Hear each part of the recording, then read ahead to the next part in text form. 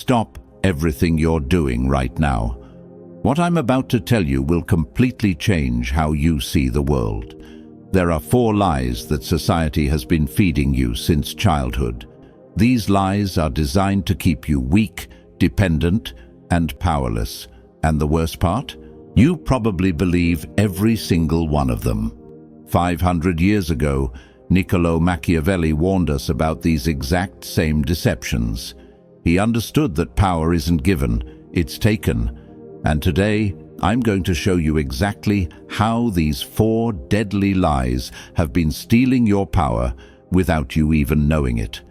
By the end of this video, you'll see through the fog that's been clouding your judgment for years. You'll understand why some people seem to effortlessly get what they want, while others struggle their entire lives. And most importantly, you'll learn how to reclaim the power that rightfully belongs to you. Let me ask you something. Have you ever wondered why some people seem to have all the luck? They get the promotions, they attract the right opportunities, they command respect wherever they go.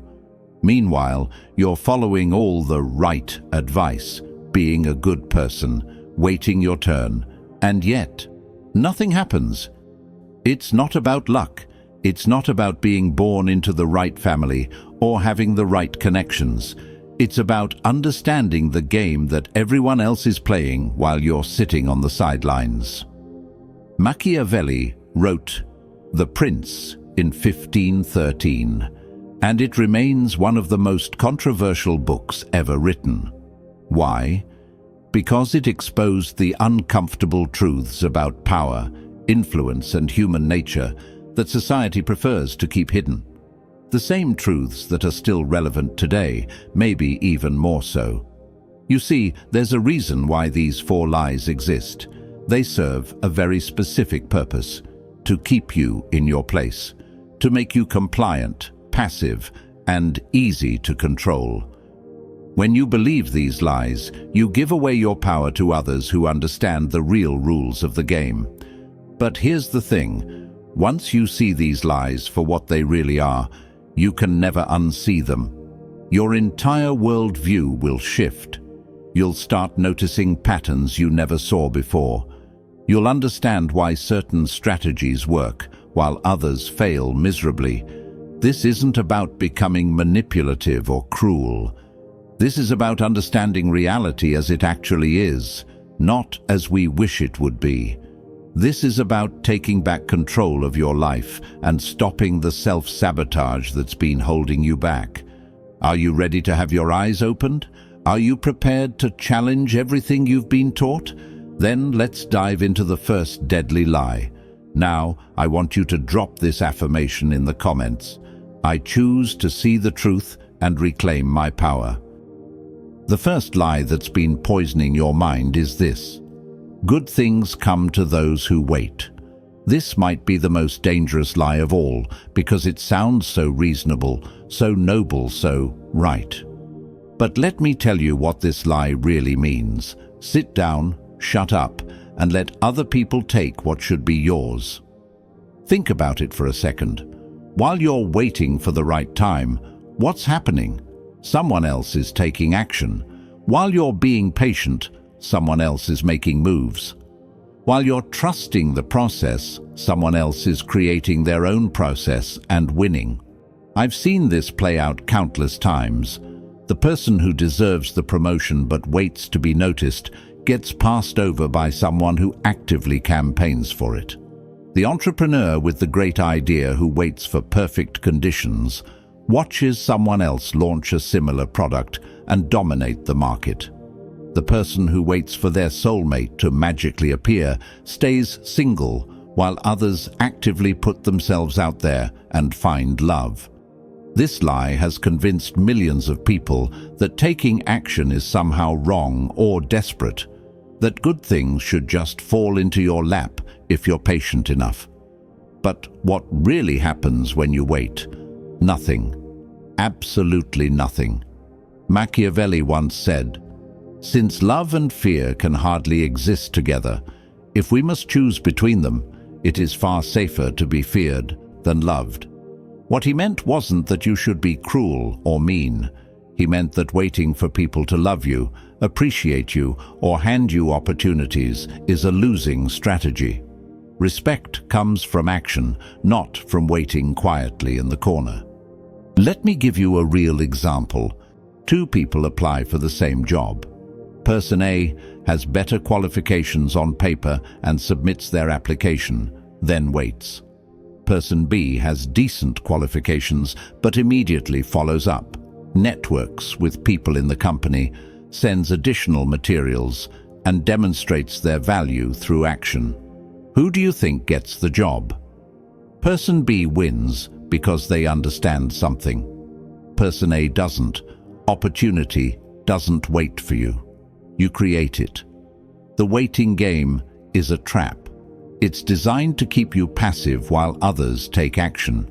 It makes you feel virtuous about your inaction by calling it patience, or good things come to those who wait. Good things come to those who take them.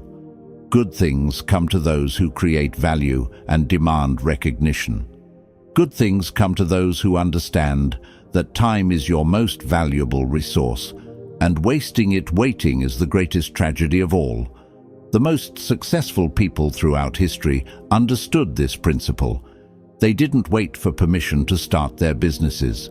They didn't wait for the perfect moment to ask for what they wanted. They didn't wait for someone else to create opportunities for them. They took action despite uncertainty, despite fear, despite not having all the answers. While you're waiting for the stars to align, someone else is making things happen with 70% of the information and 100% of the commitment. While you're preparing to get ready to start thinking about maybe taking action someday, someone else is already failing, learning, adjusting, and succeeding. The world doesn't owe you anything just because you've been patient. The universe doesn't keep track of how long you've been waiting and reward you accordingly.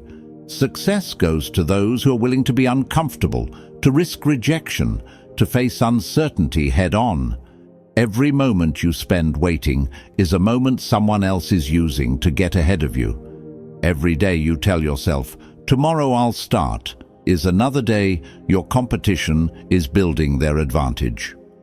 Every time you choose comfort over action, you're choosing mediocrity over excellence. So what should you do instead? Start moving. Take imperfect action over perfect inaction. Stop waiting for permission and start asking for forgiveness. Stop hoping someone will notice your hard work and start making sure they can't ignore it. Create a bias toward action in everything you do. When you have an idea, test it immediately. When you see an opportunity, pursue it aggressively. When you want something, ask for it directly. The worst thing that can happen is someone says no, and that's infinitely better than never knowing what could have been. The world belongs to those who show up and take it. Everyone else gets the leftovers, if there are any left.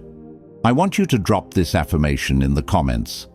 I take action now and create my own opportunities. The second lie that's been weakening your position is this: everyone deserves respect. Now, before you get upset and think I'm promoting being rude or mean to people, let me explain what this lie really does to you. It makes you give away your most valuable social currency, your respect, to people who haven't earned it. And when you do that, you devalue yourself in the process. Respect isn't a participation trophy.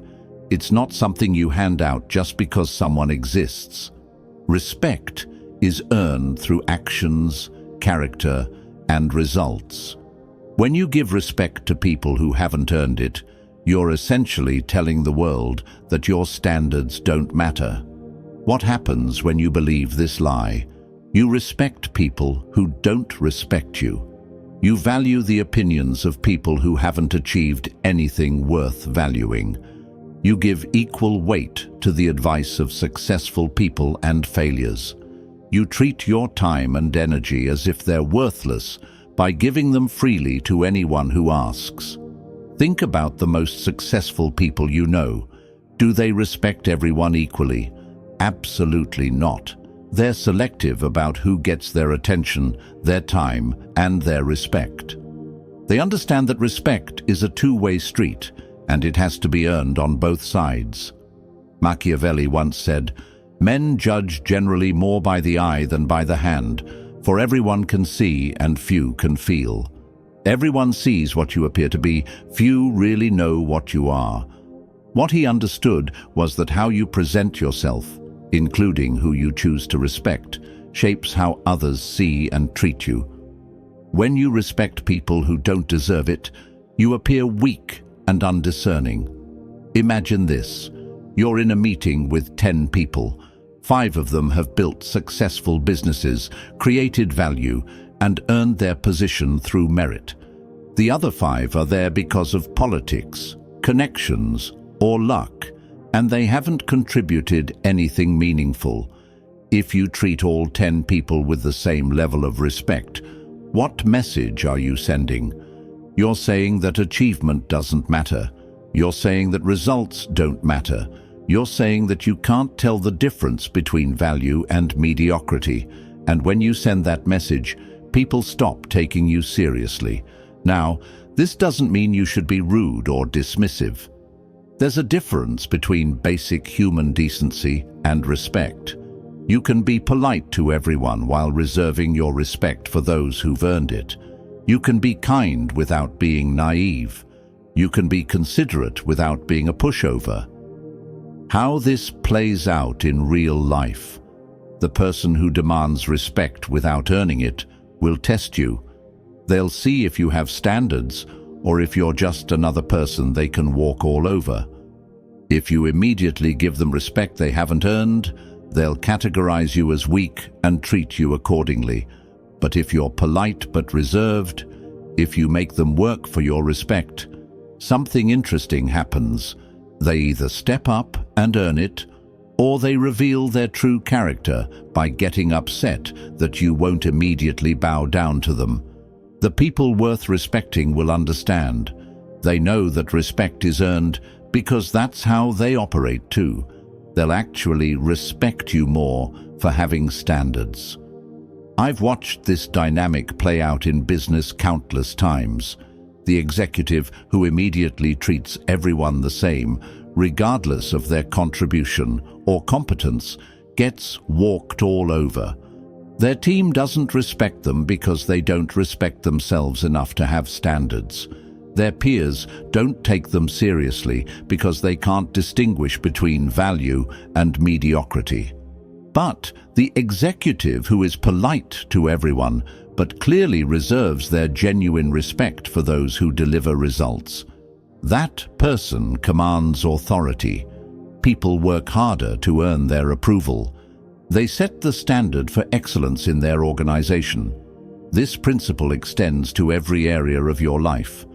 In relationships, when you respect people who consistently disrespect you, you teach them that your boundaries don't matter. In business, when you give equal respect to high performers and slackers, you demotivate your best people and enable your worst. Your respect should be like a luxury item, valuable because it's rare and difficult to obtain. When you make it cheap and available to everyone, it loses all its power to influence behavior and outcomes. So here's what you need to do. Stop giving away respect like it's candy on Halloween. Start evaluating people based on their actions, not their words. Be polite to everyone, but save your respect for those who've proven they deserve it through consistent, valuable behavior. Watch how they treat other people when they think no one important is watching. Look at their track record of keeping commitments. Observe whether they take responsibility for their mistakes or always find someone else to blame. Notice if they contribute value or just consume it. Your respect is valuable. Treat it that way. When you do, people will start treating you with the respect you deserve in return. Now, I want you to drop this affirmation in the comments. My respect is earned, not given. and I value myself enough to have standards. The third lie that's been sabotaging your success is, just be yourself and people will like you. This sounds so positive and affirming, doesn't it? It makes you feel good about who you are right now. But here's the problem. It's keeping you exactly where you are right now. And if where you are right now isn't where you want to be, then this advice is your enemy. The truth is, there are different versions of yourself. There's the lazy version, the disciplined version, the confident version, the insecure version, the focused version, and the distracted version. When someone says, just be yourself, which version are they talking about? Most people default to their comfortable version, the version that requires no effort, no growth, and no discomfort. They mistake this for being authentic, but really, they're just being lazy. They're choosing the path of least resistance and calling it self-acceptance. You need to be the best version of yourself, even when it's uncomfortable, especially when it's uncomfortable. Machiavelli once said, "Everyone sees what you appear to be. Few experience what you really are." He understood that you have control over how you present yourself to the world. You can choose which version of yourself to show up as, and the version you choose will determine the opportunities you attract and the people who want to work with you. Let me give you an example. You have two versions of yourself. Version A shows up late, makes excuses, complains about problems, and avoids difficult conversations. Version B shows up early, takes responsibility, focuses on solutions, and addresses issues head-on. Both are you, but which one is going to attract better opportunities? The just be yourself lie convinces you that version A is more authentic because it's easier, but version B is just as authentic. It's just the version that requires discipline and effort. The uncomfortable truth. The right version of yourself might make some people uncomfortable. The version that sets boundaries might upset people who are used to walking all over you. The version that speaks up might annoy people who prefer you to stay quiet. The version that demands excellence might intimidate people who are comfortable with mediocrity. And you know what? That's exactly who you need to be. When you become the best version of yourself, you naturally repel people who aren't aligned with your values and attract people who are. This isn't a bad thing, it's the whole point. You don't want to attract everyone. You want to attract the right people. Think about the people you most admire. Are they just being themselves in the sense of choosing comfort over growth? Or are they constantly pushing themselves to be better, even when it's difficult? The most successful people are masters of self-discipline. They've identified the version of themselves that gets results, and they show up as that person every single day, whether they feel like it or not. I've seen this play out in every industry. The salesperson who just is themselves, showing up however they feel, saying whatever comes to mind, dressing however is comfortable, struggles to build credibility with high-value clients. But the salesperson who shows up as the professional, prepared, solution-focused version of themselves consistently closes bigger deals.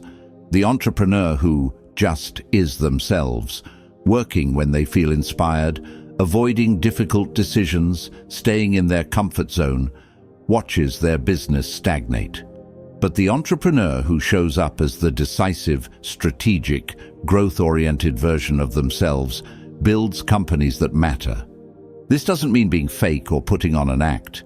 It means choosing to embody your highest potential instead of defaulting to your most comfortable patterns. Your comfortable version of yourself got you to where you are today. If you're satisfied with where that is, then keep being that version. But if you want something different, you need to become someone different. The version of yourself that procrastinates won't build the business you dream about. The version that avoids confrontation won't get the respect you deserve. The version that seeks everyone's approval won't make the hard decisions that create success.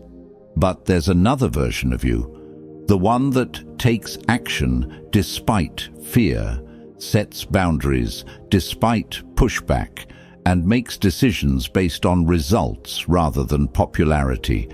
That version might make some people uncomfortable, but it will also attract the opportunities and relationships that align with your goals. Stop using authenticity as an excuse for mediocrity. Stop hiding behind just being yourself when what you really mean is just being comfortable. Start choosing the version of yourself that deserves the life you want. Remember, every successful person you admire had to become someone they weren't in order to get what they wanted. They had to develop new habits, adopt new mindsets, and show up differently than they had before. That's not being fake. That's called growth. Your current self got you to where you are now. If you want to go somewhere different, you need to become someone different, not a fake version, a better version. That version of you might make some people uncomfortable. Good. That means it's working. Drop this affirmation in the comments. I choose to be the best version of myself, even when it's uncomfortable. The fourth and final lie that's been stealing your power is, everything happens for a reason. This might sound comforting, but it's actually the ultimate victim mentality disguised as wisdom. This lie convinces you that you're not in control of your life, that some external force is pulling the strings, and all you can do is accept whatever happens to you. But the truth is, things don't happen for a reason. Things happen because of the decisions you make and the actions you take. When you believe that everything happens for a reason, you give up your power to influence your own outcomes. This lie is particularly dangerous because it feels spiritual and profound. It makes you feel better about bad situations by telling you they're part of some grand plan. But while you're sitting there waiting to discover the reason behind your problems, someone else is taking responsibility and creating solutions. Let me break this down for you. When something bad happens, you have two choices. You can look for the mystical reason why it happened, or you can look for the practical actions you can take to improve the situation. One keeps you passive and powerless. The other puts you back in control. Machiavelli once said, "I'm not interested in preserving the status quo. I want to overthrow it." He understood that accepting things as they are, believing they're happening for a reason, is the enemy of progress. Real power comes from taking responsibility and changing what you don't like. How this lie shows up in real life. Someone loses their job and says, "Everything happens for a reason. Maybe this is a sign that I should try something different." Meanwhile, they spend months waiting for clarity instead of immediately updating their resume and networking for new opportunities. Another person gets rejected and says, "It wasn't meant to be." Everything happens for a reason. Instead of analyzing what went wrong and improving their approach, they just accept the rejection as destiny. Someone's business fails and they say, "Everything happens for a reason. Maybe I wasn't cut out for this." Instead of studying what went wrong, learning from mistakes, and trying again with better knowledge, they give up entirely. This lie turns you into a passive observer of your own life. You start believing that your success or failure is determined by forces outside your control. You stop taking responsibility for your results because, hey, everything happens for a reason, right? But successful people think differently. When something goes wrong, they don't look for cosmic reasons. They look for causation. They ask, what actions led to this result? What can I do differently next time? How can I prevent this from happening again? What can I learn from this situation? They understand that most bad luck is actually the result of poor preparation, bad decisions, or lack of action, and most good luck is the result of good preparation, smart decisions, and consistent action. Yes, some things are truly random. Natural disasters, accidents, other people's decisions, these things are outside your direct control. But even then, you have control over how you respond. You can choose to be a victim of circumstances, or you can choose to be someone who overcomes circumstances. I've watched this mentality destroy more potential than any other limiting belief. People use it to justify giving up, staying stuck, and avoiding the hard work of change.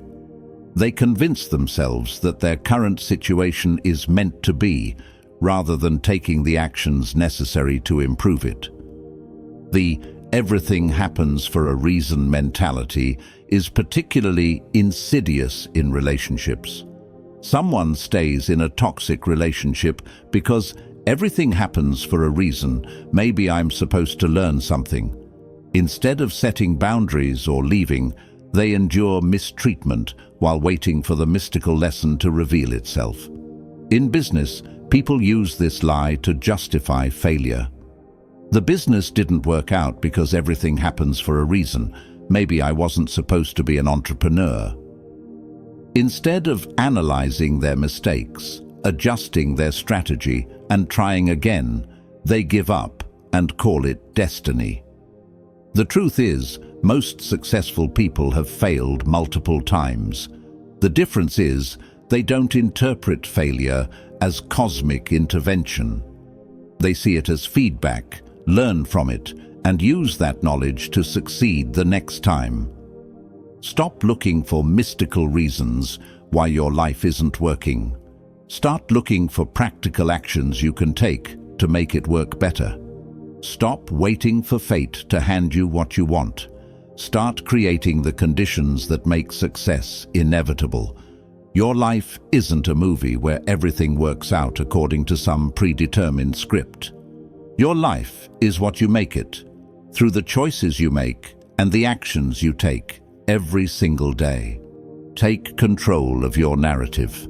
Stop being a character in someone else's story and start being the author of your own. Stop waiting for external validation or cosmic permission to take charge of your life. The most empowering realization you can have is that you are responsible for your outcomes. Not fate, not the universe, not some grand plan. You. Your decisions, your actions, your standards, your effort. When you fully accept this responsibility, you reclaim your power to change anything you don't like about your current situation. Now that we've exposed all 4 lies, each of these lies serves the same purpose: to keep you passive, dependent, and powerless. Good things come to those who wait keeps you passive instead of taking action.